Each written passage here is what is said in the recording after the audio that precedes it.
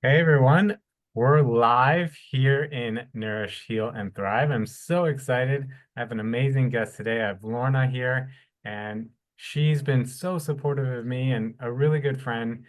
She's a teacher, and even more. I can't explain it all. I couldn't do it justice.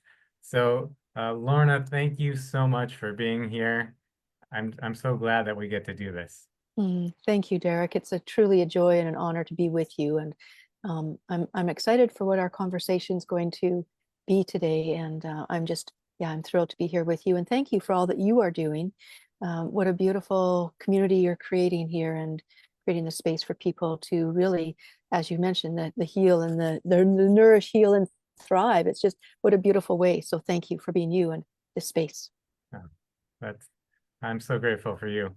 Uh, Mhm. why don't we start with just introducing yourself to everyone, who you are, where you're from, and what you do. That'd be great. Okay, sure. So I am here in beautiful British Columbia here on the west side of Canada. Today it's pouring rain. In the nighttime there was thunder and lightning. It was glorious. I love it. So it was really beautiful. And so you mentioned I'm a teacher, and that's one of the simple ways to do it. And for many, many years, I've had this thing about a teacher. And I come from a background as a school teacher and then teaching energy work and now in the sexual erotic realm of things and spiritual wholeness. But there's a quote by Galileo because I actually used to think like a lot of people, as a teacher, you're sort of, open up the head and, put things in information. Galileo's quote really changed my awareness of that 25 years ago was we cannot teach anyone anything. We can only help them to discover it within. And so that's for me, I embrace that role of a teacher, um, whether it's academically or our spiritual aspect or whatever realm it is to be able to help people discover what is already within. So, there's that part of it, and different titles that I use. I'm a story unweaver. I'm a poet, an award-winning speaker, and an author, a sex and spirit alchemist of the feminine-led life, a somatic sexologist. So all of these things, an intuitive energy healer, and so just all of these different facets and ways that I come, and every one of them, Derek, is really about supporting people. Is coming back into not the knowing, but a remembrance and experience of their wholeness.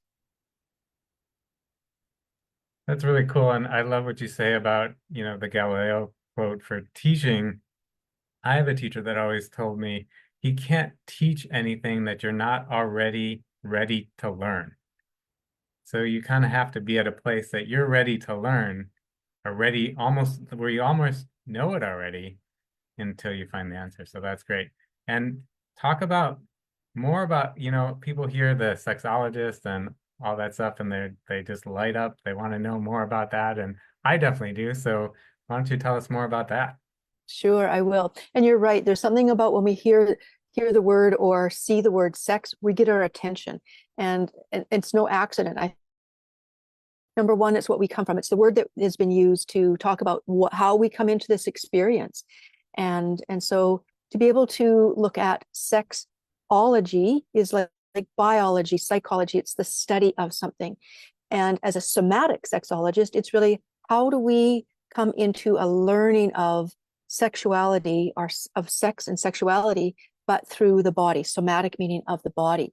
And so how do we learn about how do we study it in that embodied state? And it's really about, there's many ways to do it. And the key part of it is to support people in feeling.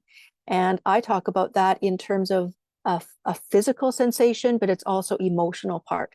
And so how do we connect back into our sexuality through feeling into our bodies? And it can be physical touch, but again, it's that emotional things because so much about sexuality has been, taboo, hide, shame, pop it in the closet, pretend it doesn't exist, and yet we all come from it. So it's really, it becomes almost comical if it weren't so tragic, how much that separation from our disconnection from the shaming of sexuality is so prevalent in our lives, and I would say in the lives of every person to some degree or another. Yeah, that's so true. There is a lot of shame. So how do you help people with that? There are many ways. Uh, when I first began 15 years ago in my practice as a somatic sexologist, I did a lot of hands-on work. And, it was interesting. I come from a background of I took when I was doing the energy work. We said, let's do massage as well so we can really, work at an energetic level of doing massage. So I did that. And the training that I took was actually one where we were taught to do full breast massage for those people who would choose that. And it was amazing, Derek, how many women from ages 18 up to 84 who were my clientele. They said, thank you. It feels so good to have that part of my body acknowledged as a part of who I am. And I thought, interesting. Now, the only part is, here's the genitals that, when we get massages, we, skirt them off, towel them off and hide them. And in some ways, it's that place because there's an appropriate time for genital touch. And as a somatic sexologist, that was my role, to be able to support people in really coming back into and connecting, allowing that part of their body to be honored as well, and to be supported and to feel connected into their body. And there's a lot of emotional trauma that's held in our bodies, genitals included. And so I did a lot of hands-on work with people to really help them ground into and connect their whole body, let everything be a part of them. In these last 8 years in particular, it's moved more into energy work, doing distance, and certainly the pandemic shifted that for myself as well as many, many people, but to really working things online. And again, what I've found is that it's really been a blessing, Derek, in the sense that we think, okay, to be connected to our bodies, it has to be physical touch. And no, it doesn't even need anybody else. Can you give yourself permission through guidance or when you're ready on your own to be able to just feel into those motions? Can you give yourself the touch that you want somebody else to give you? And I find that it's really a part of, it fits into this whole aspect of how we in the human experience have been taught to look outside of ourselves for authority, permission, somebody else's touch, the partner, the pleasure, validation. And I'm saying, no, come on home. Be your own best lover. Give yourself the touch that you want somebody else to give you. Can you be there? Well, I can't do that. That seems weird. Why? We eat, we do all kinds of things that we don't need somebody else for. We watch TV, we eat. Why can we not be connected to our own bodies in their wholeness without somebody else? So that's what I'm saying. Come on home. Come on home. That's beautiful. And when people do come home and they start appreciating themselves, what kind of benefits can they see? Really great questions. A lot of people, I'm leading a 6-month training, and as I was going through, we had our weekly call this morning, and in there I was talking about, this might seem like a bit of a roundabout question or answer to your question. 15 years ago, when I had what I call my midlife sexual awakening, when I went from being very disconnected from my sexuality to all of a sudden this instantaneous 180-degree change, to not only from being disconnected, but now it just felt this natural thing to go and teach how this work had been so profound for me and transformational. Go now and bring my teaching to the sexual erotic realm of things. And in that time, there was a quote by Audre Lorde. She says, we tend to think of the erotic, which I used to think was, the dirty old man type idea, women objectification. And so I was shut off to that. Her quote changed that for me. We tend to think of the erotic as a quick, tantalizing sexual arousal. I speak of the erotic as that deepest life force energy that moves us in a fundamental way. And so when we can connect to that sexual erotic energy of who we are, that life force energy, it shows up in every way. I think of one of a client who came to me. She was in her 70s when she arrived, and a world-renowned artist. She said, help me shut down this. It's just getting in the way. And after one session, she said, why would I want to shut it down? Please help me to awaken this so I can really claim it. Her art went on to be in more exhibits. It shifted and changed, and she just came alive, and it was amazing. And in her 80s now, she's in with the love of her life. Another woman, so these are some examples how it shows up in her creativity. Another young woman in her early 20s, she thought it was going to be about connecting her, as she connected to her body and her sexuality. She thought it was going to be about, how she would relate to her partner. She found out, no, this erotic energy is in everything, whether it's the food I'm cooking. Her, as a writer, became more prolific. She started to get awards for her writing. There are people who are shifting. They're able to move into relationships or move out of relationships in terms of what is most supportive for them. It shows up in people finding their voices, people who have been in one client's words, being a doormat, to now standing up and being a voice not only to management, but for her whole unit in this hospital that she was a part of. So it really shows up in multiple ways, because it really, I see it as the center hub, Derek. It's really what it connects to every part of our life. And so when there's parts of us that are shut down, where we're tapped out of or not connected to, ashamed of or hiding, whatever it is, it's going to ripple out into other areas, whether it's our work, whether it's our relationships, whether it's our own creativity and our confidence, however it is. So once you start to connect to that sexual erotic realm of your own beingness, step into your own wholeness, it just literally ripples out from the inside out.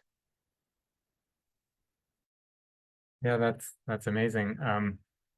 And I was thinking, as you're explaining, I realized, you primarily work with individual people, but do you ever work with couples? Because I would think that sometimes, we're co-creating, right? So we'd want to work together with our partners. Absolutely. That's a great question. And I do. I work with individuals and groups and, in retreats and various things, trainings, as well as couples. And it's profound. One of the work I love right now, what I'm really, not primarily and only, but one of the things that I'm really about is the work about consent. And we think of, consent is about yes and no's. And it's really about home to feel. If you're going to say yes or no, where does that come from? And it's not this. I say it's a feeling. So I talk about the compass of consent. It's a feeling. What does anything we express, how does it feel?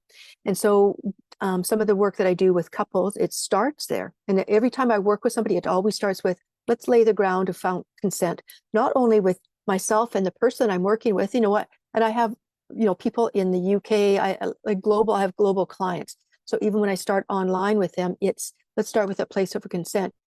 And it's not just about consent between them and myself. It's find out, what does it feel like inside?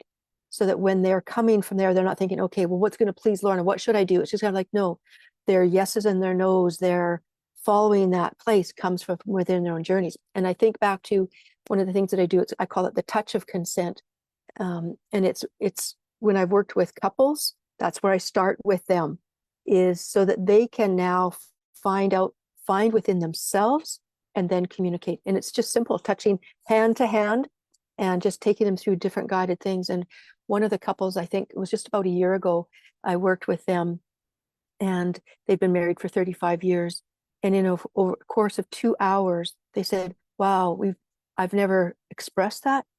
I've never asked for that. And I've never even been in that place. And it was such a healing time. And those were their own words.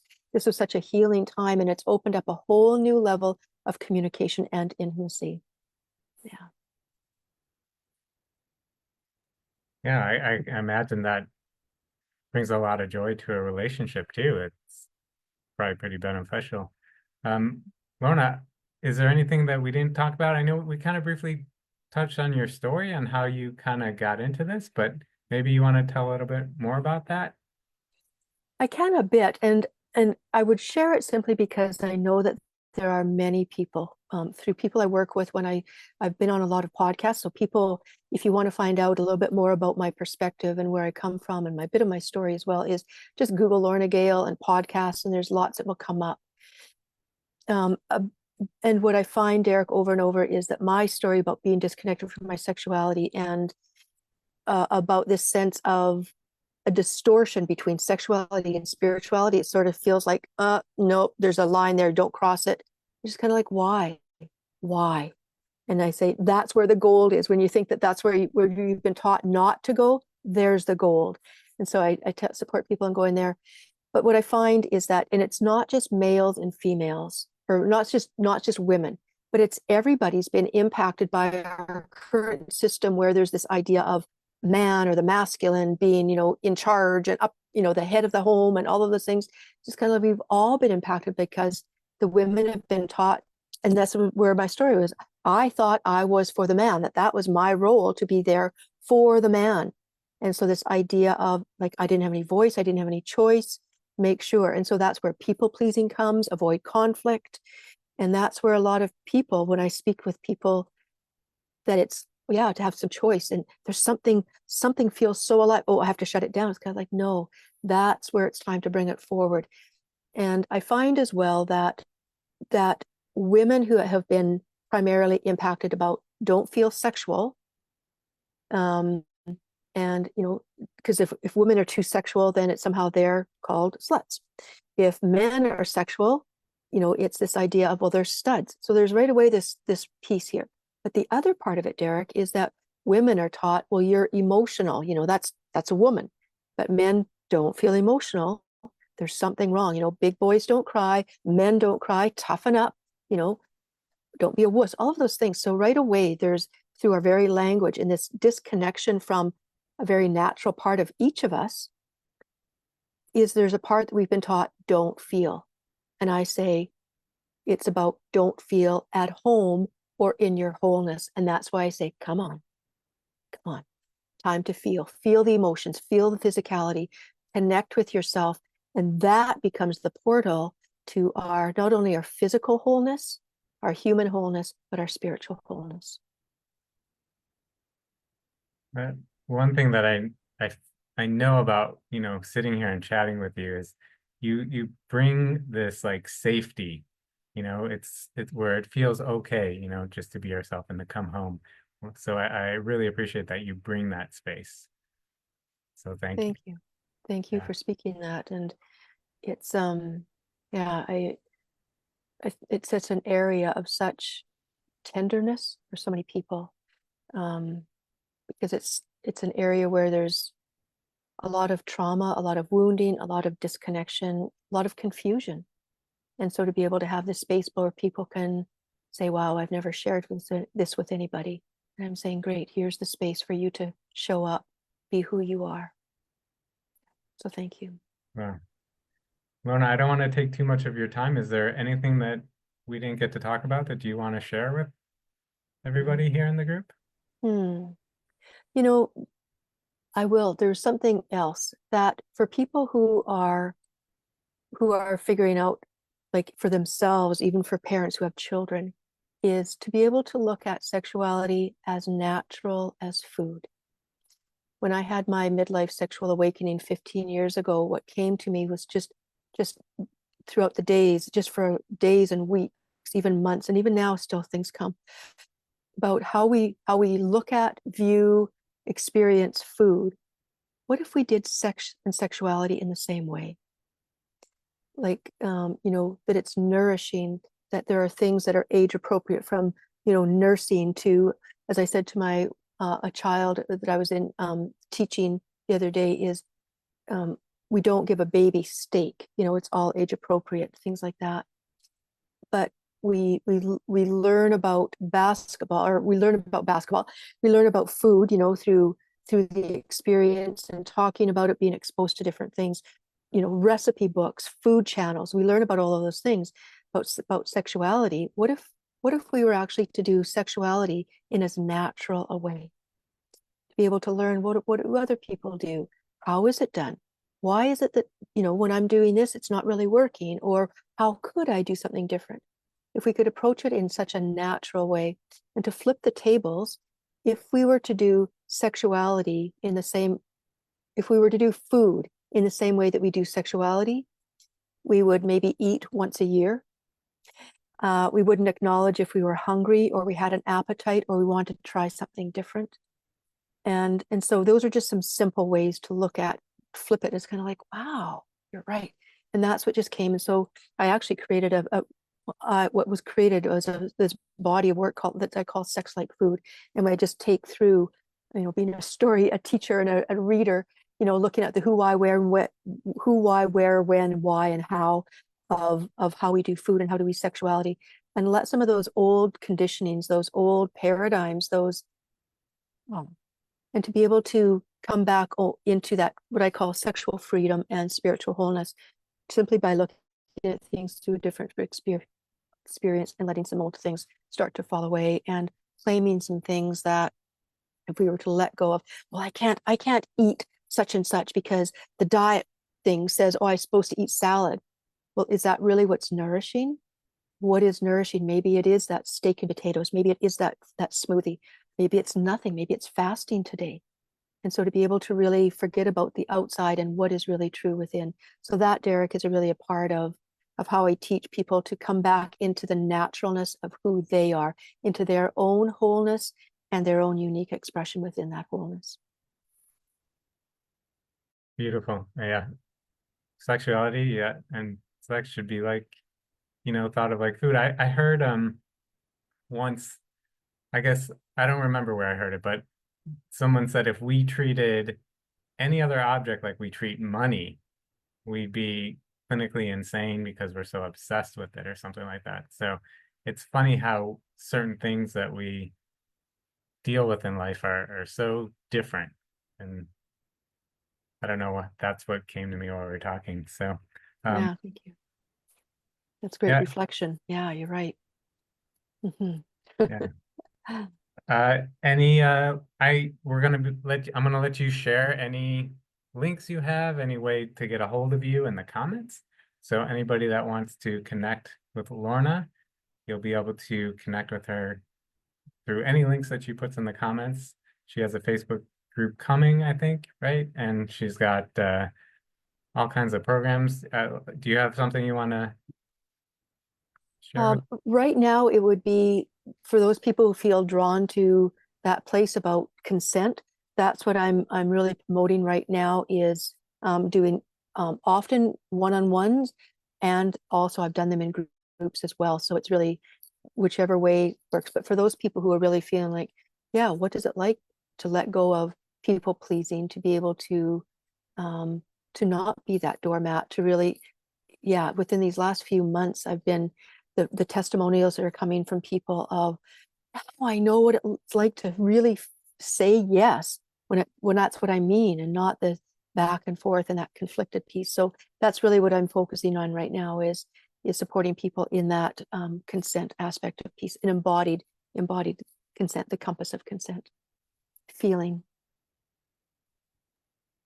Yeah. Awesome. Any last words for our group here today? Sure, I will. One of the ways that I will just invite people to, and I use that word as a place of, again, that's a part of the consent piece. I invite you, and you get to find your truth. When I talk about the feeling of things, it can be feeling emotions, but even to start with feeling. So we have what I call functional touch. We shampoo our hairs, we get dressed. What would it be like if you'd actually slow down, shampoo your hair, but then start to touch, and just kind of like to, feel the water run down. When you're taking your clothes on or off, is to slow down and feel the sensation on your skin. To be that way where you're actually starting to connect in, feeling those simple things. Well, it feels weird. It's kind of like, why? Like, can you move through those places and feel at home in your body, so that any sensation you feel can be felt more fully and you can be connected to it. Thanks, Eric. Thanks so much, Derek, for this time. Beautiful. Thank you so much for being here and sharing with us, Lorna. It was really great. Anyone that's watching now live or watching the replay of this, and you want to get in touch with Lorna, you can definitely check the comments, and she will answer any questions you might have, or I can answer any questions. And if you want to be spotlighted here in Nourish, Heal, and Thrive, just comment interview and we'll connect with you and set something up. So thank you again, Lorna, and thank you everybody for watching. We'll see you next time.